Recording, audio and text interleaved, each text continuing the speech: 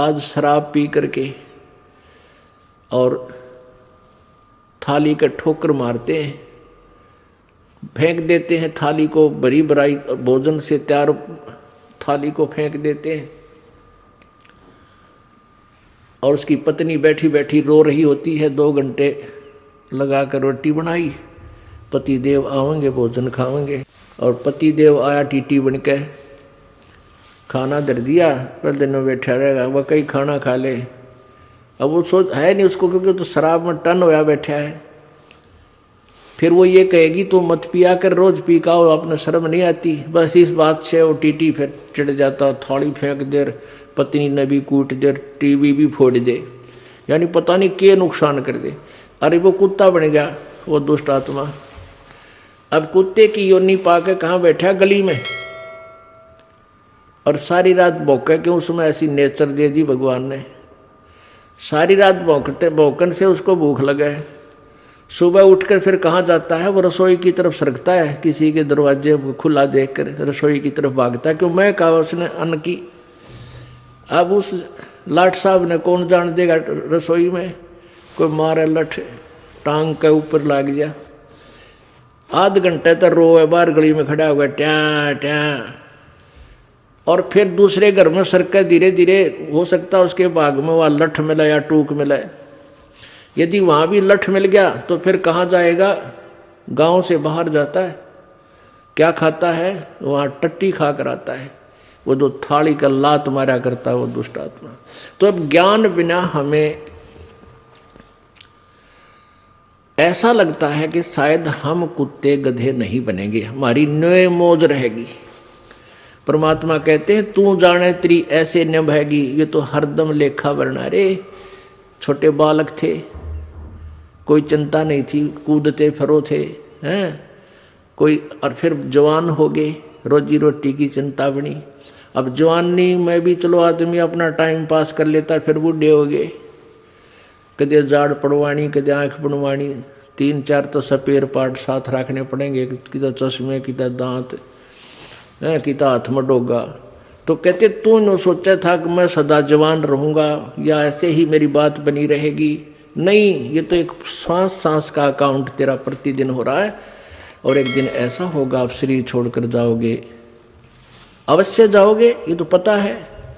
और फिर जिन्होंने पुण्य नहीं किए, सतगुरु का संग नहीं किया, वो फिर 84 लाख योनियों में धक्के खाएंगे। सुखदेव ने 84 भुगती बना पजावे खरवो, तेरी क्या बुनियाद पराणी तू पेंडा पंथ पकड़वो हो। होय होय। आन उपासना करने वाले एक सतगुरु को छोड़कर अन्य जो साधना किसी भी संत या किसी सतर की, वेदों तक के सतर का भी कोई गुरु आपको मिला है, तो भी आपकी ब्राह्मणाटी दुर्गति समाप्त नहीं हुई। क्या बताते हैं, सुखदेव ने 84 भुगती बना पजावे खरवो, तेरी क्या बुनियाद पराणी तो पेंडा पंथ पकड़वो। सुखदेव जैसे ऋषि, उन्होंने भी 84 लाख योनियों को भोगना पड़ा, क्योंकि उनको सतगुरु नहीं मिले, ये मार्ग नहीं मिला, ये पेंडा नहीं मिला। क्या बताते हैं, कोट जन्म तन भरमत हो गए, कुछ ना हाथ लग्या रे, कुकर सुकर खरबा बोरे, कौआ हंस बुगारे। कोट जन्म तू राजा के, ना मिटी न मन की आशा, भिक्षुक होकर दर दर घूम लिया, मिला न निर्गुण रासा। अब क्या बताते हैं कबीर परमेश्वर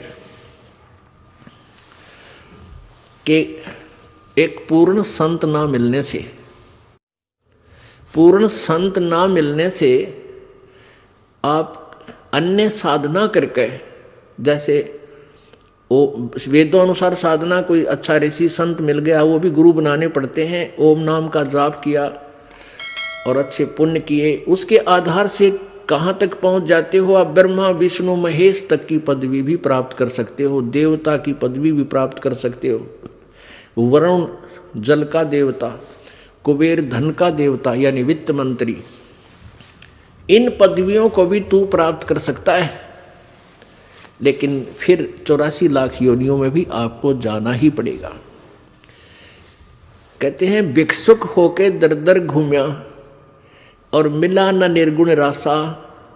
भिक्षुक होके, जैसे किसी को प्रेरणा हुई पुण्यात्मा को, घर त्याग दिया, जंगल में जा बैठा।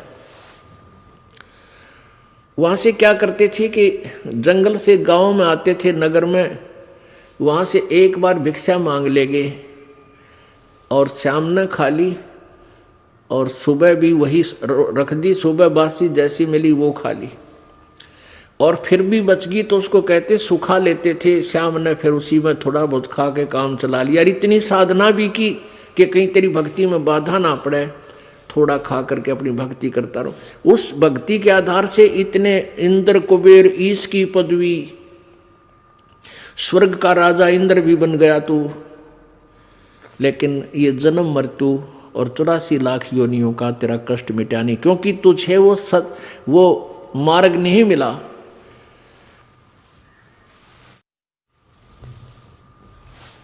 क्या बताते हैं, युगन युगन की वासना हुई इकट्ठी आन, निर्मल कैसे होएगा तेरा सतगुरु लगे न कान।